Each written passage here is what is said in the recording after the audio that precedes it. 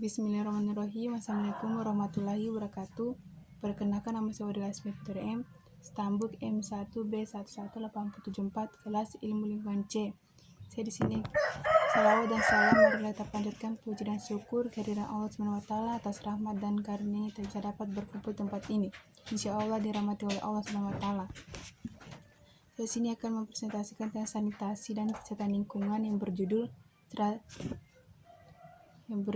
tentang standarisasi air minum dalam kemasan. Umumnya sangat bervariasi dari kota ke kota untuk tergantung pada iklim, sifat lingkungan, populasi, industri, dan faktor-faktor lainnya.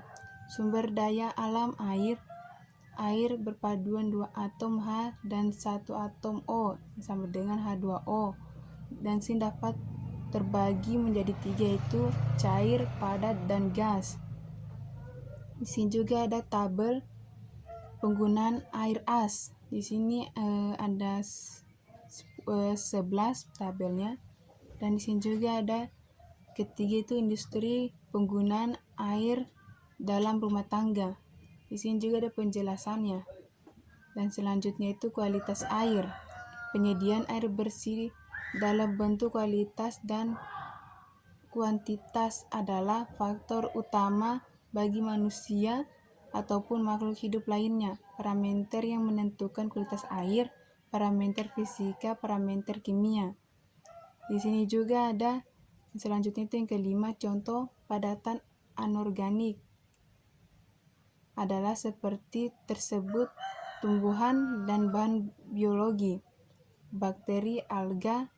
Penentuan padatan terlarut dapat dilakukan dengan gravimetri dengan jalan mengeringkan sampel pada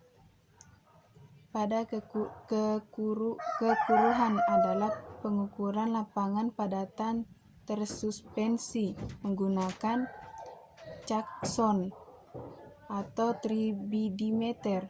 Selanjutnya itu keenam, ada juga parameter kimia. Air merupakan pelarut yang sangat baik sehingga banyak sekali bahan-bahan yang dapat larut dalam air. Yang pertama itu sini parameter kimia kualitas air, yaitu pH dan zat padat terlarut. Selanjutnya itu ke-7, bahan organik dapat diukur dengan GC atau nutrisi dalam sampel air diperkirakan dengan pengukuran dalam air sampel. Selanjutnya itu ke-8, parameter biologi. Kebanyakan air permukaan di dalam adalah mengandung bakteri dan virus, dan pengukurannya dilakukan dengan mengidentifikasi bakteri patogen. Selanjutnya itu ada sini penyediaan air bersih. Penyediaan air bersih ke dalam bangunan. Jenis sumber air, keuntungannya, kerugiannya. Air hujan merupakan air lunak dan hanya baik untuk daerah yang mempunyai curah hujan tinggi. Selanjutnya itu penyediaan air bersih ke dalam bangunan. Jenis sumber air, keuntungan, kerugian. Air hujan merupakan air lunak dan hanya baik untuk daerah yang mempunyai curah hujan tinggi, membutuhkan penampungan yang besar, sukar disimpan dalam jangka waktu lama, menjadi tempat telur nyamuk. Di sini juga air permukaan mudah diambil. Air tanah dalam tersedia di banyak tempat, diambil dengan peralatan memaksimis, sedikit terkonimisasi. Selanjutnya itu yang kedua, kualitas air. Kualitas air harus memenuhi 3 syarat.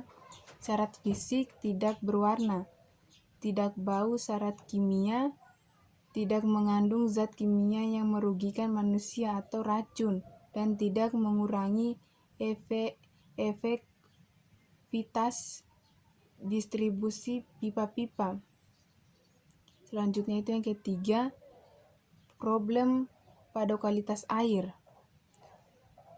Di perkotaan Indonesia, syarat laboratorium tertinggi dipenuhi oleh PDAM, tetapi oleh karena pipa-pipa distribusi pada umumnya sudah tua, maka sering terjadi kontaminasi pada saat mendistribusikan. Pengadaan air privat, meskipun secara fisik mungkin terlihat baik, tak berwarna, tak bau, dan tak berasa.